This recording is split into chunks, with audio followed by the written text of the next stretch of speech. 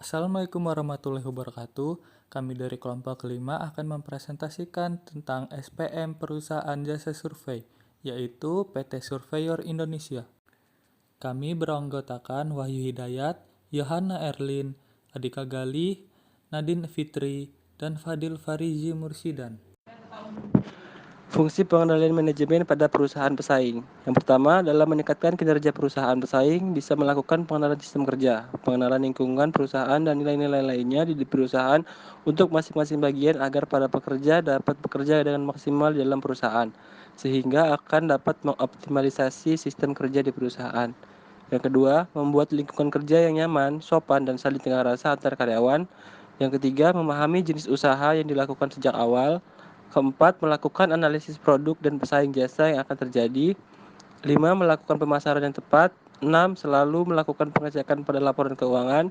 Yang terakhir, selalu melakukan evaluasi pada produk dan SDM pada jangka waktu tertentu. Baik, di sini saya akan melanjutkan presentasi tentang pengendalian hasil. Result control adalah suatu bentuk pengendalian yang melibatkan pemberian penghargaan kepada suatu individu yang memberikan hasil yang baik atau memberikan hukuman atas hasil yang buruk.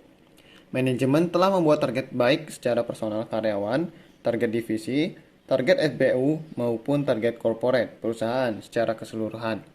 Biaya operasional dan sistematika jalannya target tersebut tertuang dalam Rencana Kerja Anggaran Perusahaan (RKAP). Penilaian kinerja aktual perusahaan dilakukan dengan membuat Key Performance Indicator atau KPI.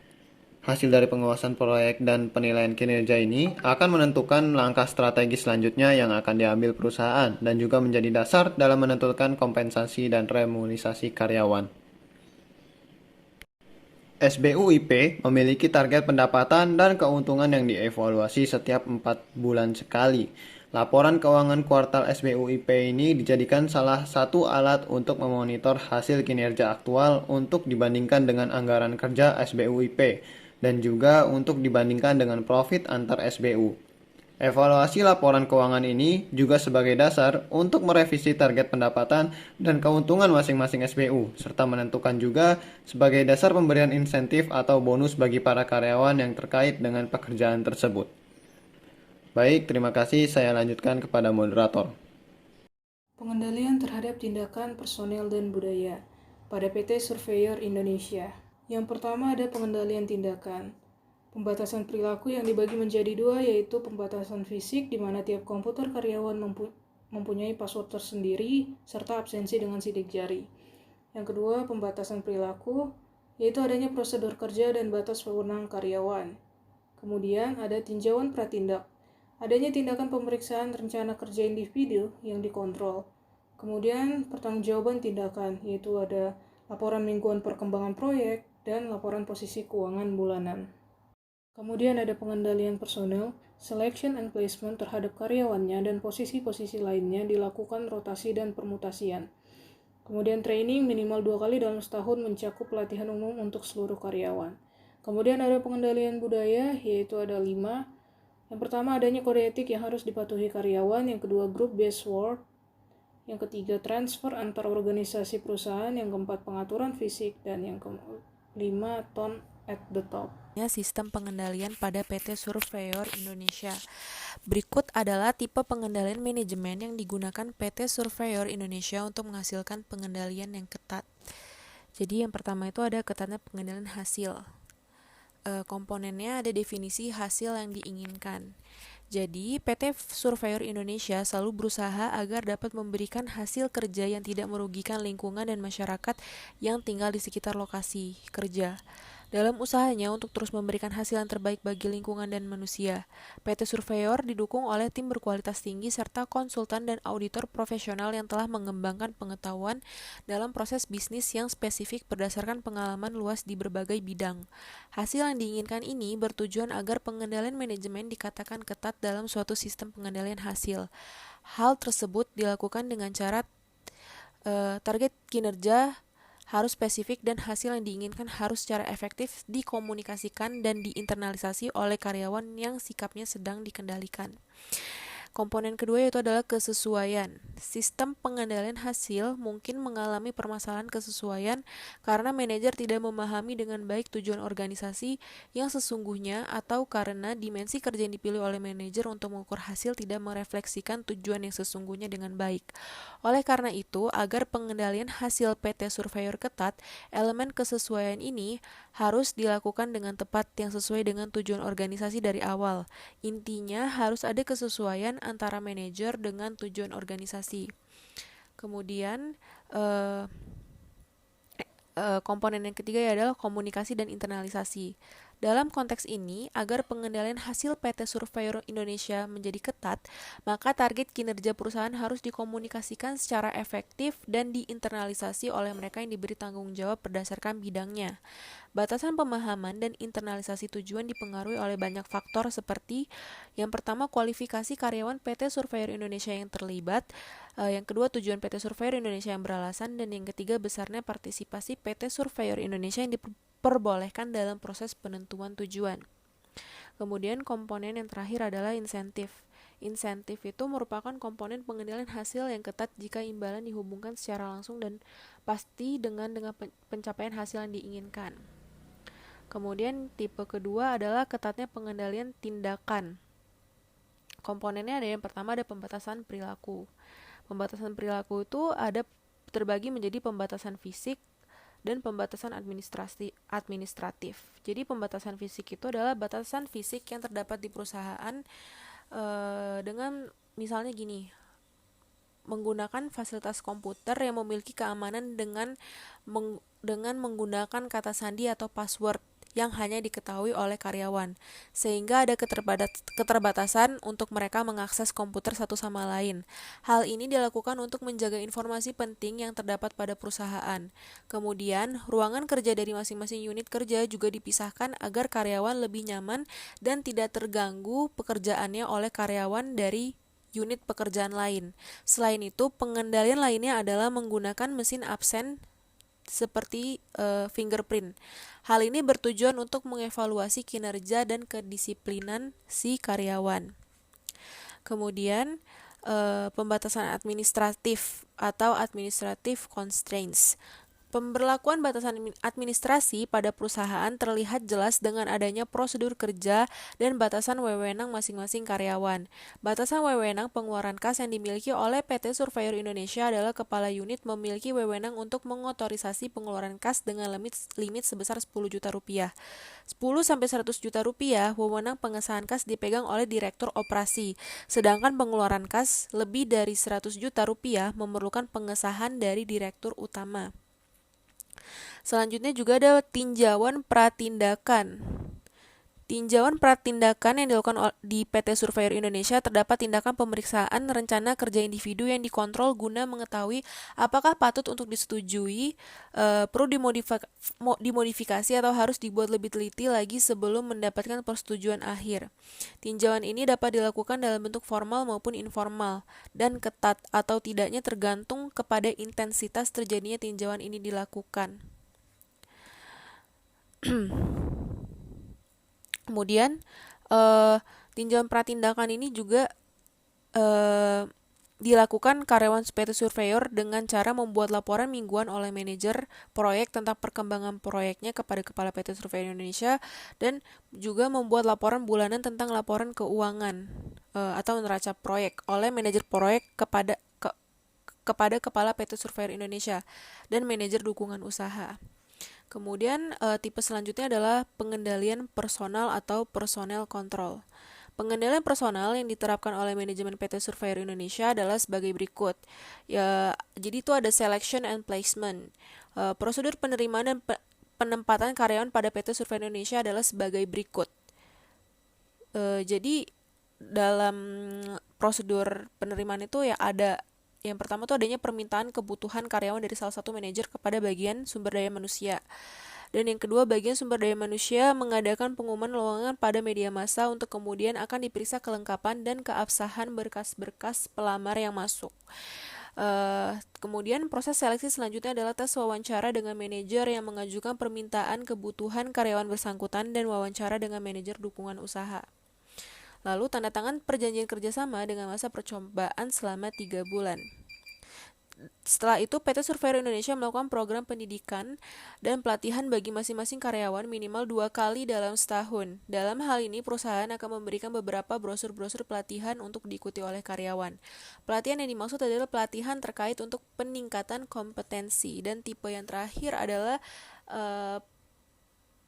ketatnya pengendalian budaya atau pengendalian kultural. Pengendalian budaya pada PT Surveyor itu terdapat hal-hal seperti yang pertama ada kode etik. Penerapan kode etik yang harus dipatuhi oleh karyawan atau code of conduct berupa dokumen tertulis yang berisi pernyataan formal dan tertulis yang berlaku dalam perusahaan yang mencantumkan nilai-nilai inti perusahaan dan komitmen kepada stakeholders dan tata cara perusahaan yang diinginkan oleh manajemen. Code of conduct perusahaan tertuang dalam sebuah pernyataan yang disebut perjanjian kerjasama atau PKB. Kemudian yang kedua adalah group based reward. Dalam hal pemberian penghargaan, perusahaan memberikan bonus atau insentif kepada karyawan berdasarkan pencapaian target, pendapatan unit kerja dan prestasi masing-masing karyawan. Dalam pemberian bonus tersebut, antar karyawan tidak mengetahui besarnya bonus masing-masing sehingga mereka menganggap bonus yang diberikan itu sama rata. Kemudian yang ketiga ada transfer antar organisasi perusahaan. Pengendalian yang dilakukan dalam bentuk ini adalah perotasian atau permutasian karyawan dari satu pekerjaan tertentu ke pekerjaan lainnya dalam perusahaan. Yang terakhir adalah tone at the top. Hal yang paling penting untuk mendukung implementasi strategi perusahaan dengan menciptakan budaya kerja yang sesuai dengan visi, misi, dan nilai-nilai inti perusahaan. Hal ini dapat terwujud apabila ada komitmen kuat dari manajemen puncak melalui contoh-contoh perilaku yang sesuai dengan budaya yang diinginkan oleh perusahaan. Perilaku manajemen puncak inilah yang akan ditiru dan menjadi panutan tingkah laku karyawan dalam bekerja seperti masuk kerja tepat waktu, inisiatif, komunikatif, dan berusaha meningkatkan kompetensi serta keahlian.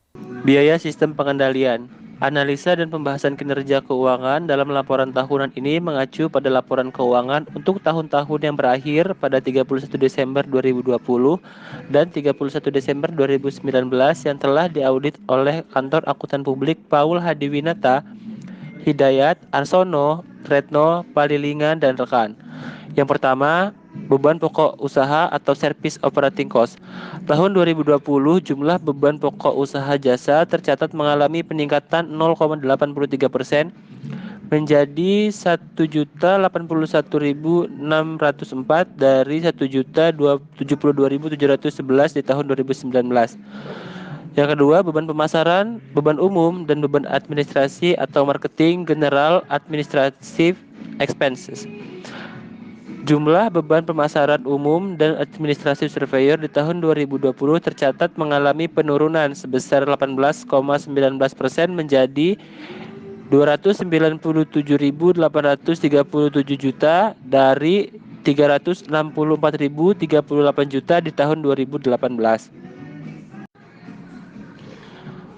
Beban lain-lain atau other expenses. Jumlah beban lain-lain Surveyor Indonesia tahun 2020 tercatat sebesar 28.180 juta, meningkat 132,24% dari tahun sebelumnya, yaitu 12.133 juta.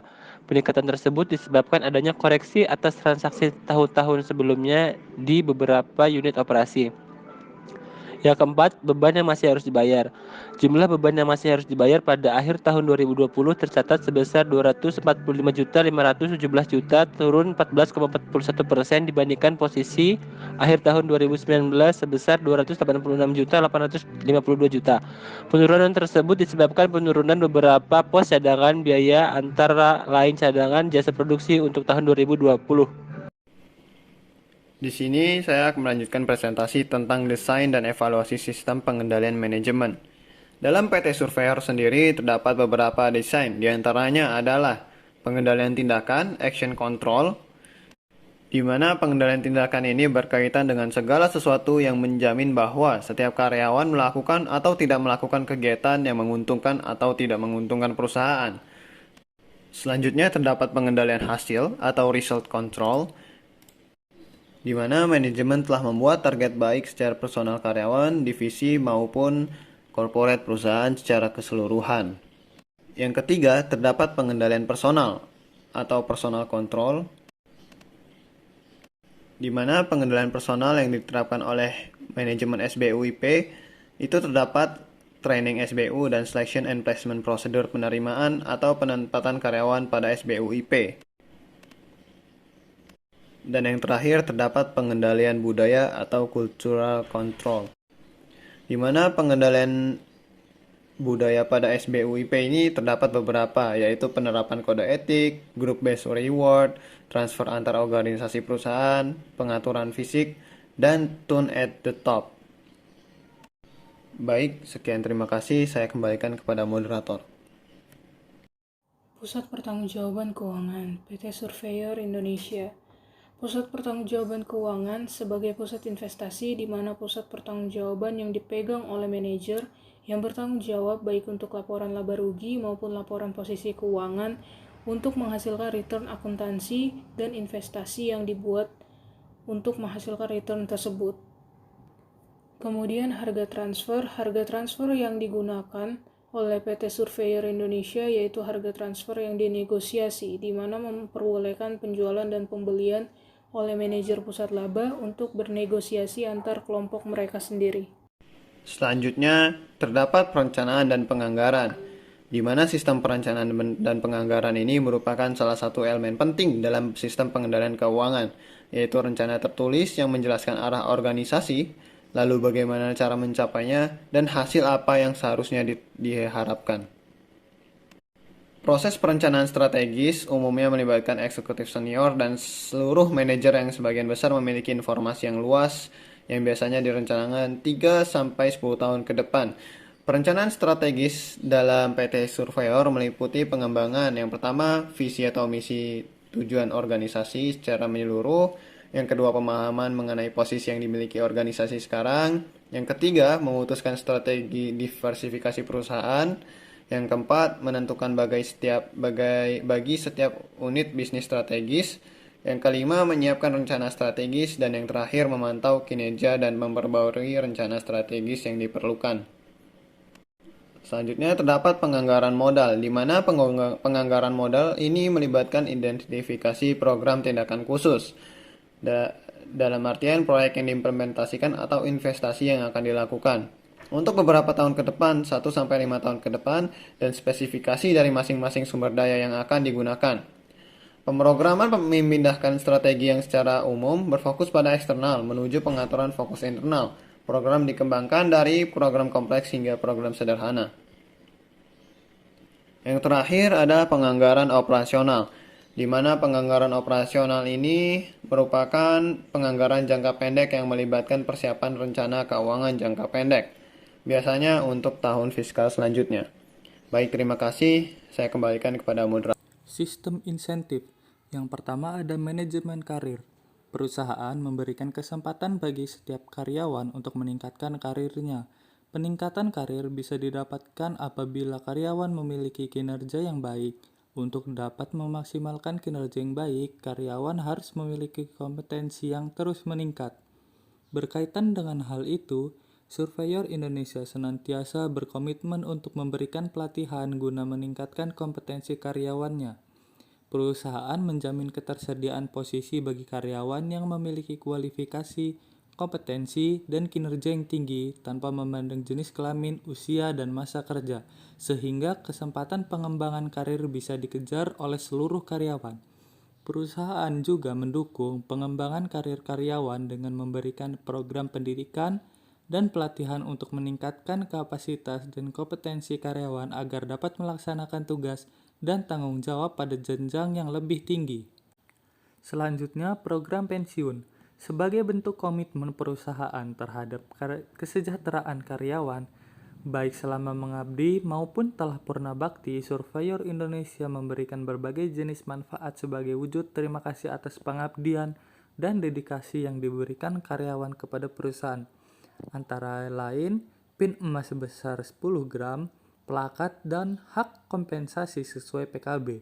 Selain itu, perusahaan juga memberikan pembekalan terkait usaha, bisa berupa pelatihan ataupun kursus, kepada karyawan yang akan memasuki usia pensiun. Program ini dimaksudkan agar karyawan dapat tetap produktif di masa pensiunnya. Dengan begitu, yang terakhir adalah sistem penilaian kinerja. Surveyor Indonesia telah memiliki sistem penilaian karyawan yang mengacu pada kinerja sebagai stimulus untuk mendorong SDM agar memberikan output terbaiknya. Dengan begitu, karyawan mendapatkan kesempatan peningkatan karir yang lebih cepat. Dijelaskan dalam Pedoman Prosedur Penilaian Kinerja Pegawai Nomor 4, tanggal 1 Mei 2020, terdapat setidaknya 4 hal pokok yang menjadi dasar dalam penilaian kinerja pegawai, yaitu KPI individu, penilaian kompetensi perilaku, penilaian dampak pendidikan dan pelatihan atau diklat terhadap peningkatan kompetensi pegawai, dan penilaian terhadap catatan administrasi kepegawaian. Penilaian dilakukan 2 kali selama 1 tahun, dengan pola perhitungan akhir penilaian ditetapkan sebagai berikut. KPI sebesar 60%, kompetensi perilaku dan dampak diklat terhadap peningkatan kompetensi 35%, dan catatan administrasi pegawai sebesar 5%. Ketentuan nilai akhir total ditetapkan sebagai berikut. 4,5 sampai 5 yaitu berarti A, mendapatkan nilai A yaitu baik sekali. 3,5 hingga 4,4 mendapatkan B atau baik, 2,5 hingga 3,4 C, 1,5 hingga 2,4 D, dan kurang dari 1,4 dianggap E atau kurang sekali. Selanjutnya adalah pengukuran kinerja keuangan dan pengaruhnya. Yang pertama adalah governance outcome. Penerapan prinsip GCG yang efektif akan memberikan manfaat yang besar bagi perusahaan dan seluruh pemangku kepentingan. Hingga saat ini, perusahaan telah mendapatkan manfaat dari penerapan GCG dengan pencapaian kinerja keuangan maupun operasional yang baik. Selain itu, pemangku kepentingan juga memperoleh manfaat dari penerapan prinsip GCG melalui layanan terbaik yang diberikan perusahaan dan kegiatan tanggung jawab sosial dan lingkungan yang telah secara rutin dijalankan. Dan selanjutnya adalah kinerja keuangan. PT Surveyor Indonesia melakukan pengukuran capaian kinerja keuangan mereka dengan beberapa perhitungan rasio kinerja keuangan sebagaimana di bawah ini atau yang ditunjukkan pada layar, yaitu ROE sebesar 8,1%, ROI 10,6%, collection period 68 hari, dan seterusnya hingga TATO 0,85 kali. Analisis kinerja keuangan yang mencakup perbandingan antara kinerja keuangan tahun yang bersangkutan dengan tahun sebelumnya dan penyebab kenaikan atau penurunan dalam bentuk narasi dan tabel antara lain mengenai aset lancar, aset tidak lancar, total aset, liabilitas jangka pendek, liabilitas jangka panjang, total liabilitas, ekuitas, penjualan dan pendapatan usaha, beban dan laba rugi, penghasilan komprehensif lain, dan total laba rugi dan penghasilan komprehensif lain, dan arus kas. Ukuran kinerja return on investment atau ROI merupakan rasio yang digunakan untuk mengukur kemampuan perusahaan dengan keseluruhan dana yang ditanamkan pada aset yang digunakan untuk operasi perusahaan dalam rangka menghasilkan keuntungan. Tingkat imbalan investasi atau ROI tahun 2020 PT Surveyor Indonesia mengalami penurunan sebesar 33,53% dari 15% di tahun 2019 menjadi 10,61% di tahun 2020. Perbaikan masalah miopia PT Surveyor Indonesia. Yang pertama, tekanan terhadap laba jangka pendek membuat di mana adanya pembobotan yang ditempatkan pada target laba kuartalan. Yang kedua, pengendalian investasi dengan kajian pratindakan belum berjalan dengan baik karena investasi jangka panjang tidak dipertimbangkan berdasarkan batas bawah laporan laba rugi untuk tanggung jawab yang dipegang oleh manajer. Ketiga, penggunaan insentif jangka panjang belum diterapkan secara optimal sehingga pengaruh yang diinginkan untuk memperpanjang jangkauan manajerial belum dapat tercapai. Keempat, pengukuran nilai secara langsung. Perusahaan masih mengukur laba ekonomi secara langsung dengan memperkirakan aliran kas dan diskonto mereka pada nilai sekarang. Kelima, pengukuran rangkaian pendorong nilai. Ada 3 yang digunakan oleh perusahaan, yaitu perspektif konsumen, di mana perusahaan telah menawarkan jasa yang baik dan terpercaya pada bidangnya. Yang kedua adalah perspektif inovasi dan pembelajaran, di mana perusahaan terus memperbaiki layanan dan meningkatkan nilai jasanya pada sektor pasar. Yang ketiga adalah perspektif internal, di mana perusahaan mengunggulkan pengalaman mereka dalam sektor jasa survei dibanding perusahaan lainnya. Penggunaan pengendalian hasil keuangan dengan adanya faktor-faktor yang tidak dapat dikendalikan. Pedoman perilaku PT Survey Indonesia merupakan kebijakan perusahaan mengenai pedoman perilaku pegawai agar dapat memenuhi standar perilaku yang diharapkan dan membantu pegawai maupun perusahaan menghindari risiko akibat perilaku-perilaku yang tidak diharapkan. Kebijakan ini mengajak seluruh pegawai agar senantiasa berlaku jujur dan sadar akan tanggung jawabnya sehingga perusahaan dapat terhindar dari praktek-praktek yang dapat diartikan sebagai pelanggaran hukum maupun penyimpangan dari norma-norma yang berlaku yang dapat berdampak pada penurunan citra perusahaan atau risiko lain yang tidak perlu. Tanggung jawab dan kompensasi PT Survey Indonesia. Yang pertama, PT SI bertanggung jawab terhadap isi laporan survei atau inspeksi yang diserahkan kepada klien. Kedua, laporan survei atau inspeksi PT SI disampaikan 2 hari kerja setelah pelaksanaan survei atau inspeksi selesai dilakukan. Yang ketiga, keberatan atas laporan dapat disampaikan klien paling lambat 2 hari kerja setelah lewat dari waktu tersebut laporan dianggap telah diterima. Jika ada kesalahan dalam laporan, maka PTSI hanya bertanggung jawab terhadap isi laporan survei atau inspeksi, sedang kesalahan yang melibatkan pihak luar tidak menjadi tanggung jawab PTSI. Tata kelola perusahaan dan Dewan Direksi pada PT Surveyor Indonesia. Jadi Dewan Direksi dan juga pejabat perusahaan memiliki kewajiban fidusia untuk mendorong keberhasilan jangka panjang perusahaan bagi kepentingan pemegang saham dan juga kadang-kadang bagi pemegang utang. Di Amerika Serikat, tugas dasar fidusia terdiri atas beberapa elemen. Yang pertama, kewajiban pemeliharaan untuk membuat atau mendelegasikan keputusan dengan cara yang tepat. Yang kedua, kewajiban loyalitas untuk memajukan perusahaan di atas kepentingan pribadi. Yang ketiga, kewajiban itikat baik untuk memegang komitmen dan loyal kepada kepentingan perusahaan dan pemegang sahamnya. Yang keempat, kewajiban untuk tidak melakukan pemborosan untuk menghindari kerusakan nilai yang disengaja bagi para pemegang saham. Berikut adalah orang-orang anggota Dewan Direksi dari PT Surveyor Indonesia. Materi selanjutnya adalah pengendali dan auditor. Yang pertama, pengendali. Pemegang saham utama PT Surveyor Indonesia adalah Republik Indonesia. Dengan kuasa pemegang saham adalah Kementerian BUMN sebesar 85,12%. Status hukum perusahaan adalah perseroan terbatas yang tergabung sebagai entitas BUMN. Perusahaan memiliki seorang komisaris independen yaitu Paulus Prananto yang diangkat pada tahun 2018. Sebagai seorang komisaris independen, beliau tidak memiliki hubungan keuangan, kepengurusan, kepemilikan saham, dan atau hubungan keluarga dengan anggota Dewan Komisaris lainnya, anggota direksi dan atau pemegang saham pengendali, atau hubungan dengan BUMN yang bersangkutan, yang dapat memengaruhi kemampuannya untuk bertindak independen. Auditor. Komite Audit merupakan organ pendukung Dewan Komisaris yang bertanggung jawab langsung kepada Dewan Komisaris dalam pelaksanaan tugas dan tanggung jawabnya. Kriteria penunjukan Komite Audit didasarkan pada integritas, kemampuan, pengetahuan, dan pengalaman masing-masing anggota. Anggota Komite Audit juga tidak diperkenankan memiliki saham perusahaan baik langsung maupun tidak langsung. Selain itu, anggota Komite Audit tidak mempunyai hubungan afiliasi dengan anggota Dewan Komisaris, direksi, atau pemegang saham utama perusahaan. Anggota Komite Audit tidak diizinkan memiliki hubungan usaha baik langsung maupun tidak langsung yang diberikan dengan kegiatan usaha perusahaan. Berikut ini adalah beberapa tugas Komite Audit dan wewenang Komite Audit pada PT Surveyor Indonesia dapat ditunjukkan pada tampilan berikut.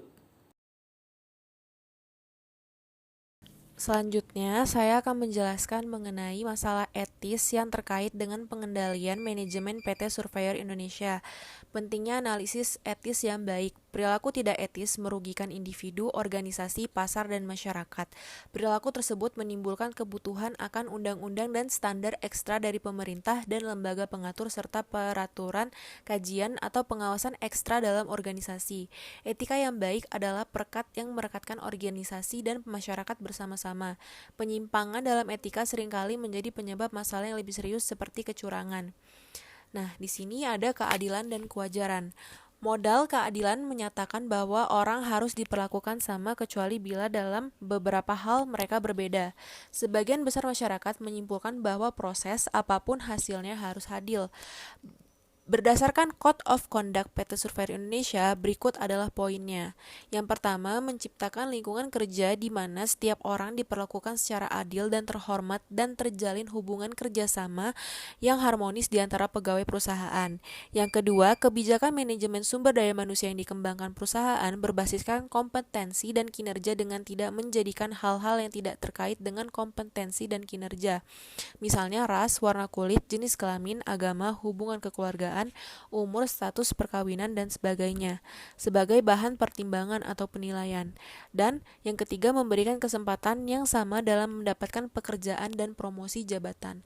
Oleh karena itu, hal yang harus dilakukan pegawai PT Surveyor Indonesia adalah yang pertama, menghargai perbedaan gender, suku, agama, ras, dan antar golongan. Yang kedua, mematuhi semua kebijakan perusahaan dan perjanjian kerjasama atau PKB yang mengatur hubungan di antara karyawan. Kemudian di sini komponen yang kedua adalah keutamaan. Model perilaku moral terakhir yang umum digunakan berakar pada keutamaan. Contoh keutamaan yang paling jelas adalah integritas, loyalitas, dan keteguhan hati. Individu dengan integritas memiliki niat untuk melakukan apa yang benar secara etis tanpa memperhatikan kepentingan diri sendiri. Integritas memiliki banyak komponen termasuk kejujuran, kewajaran, dan kesungguhan. Loyalitas adalah kesetiaan kepada seseorang.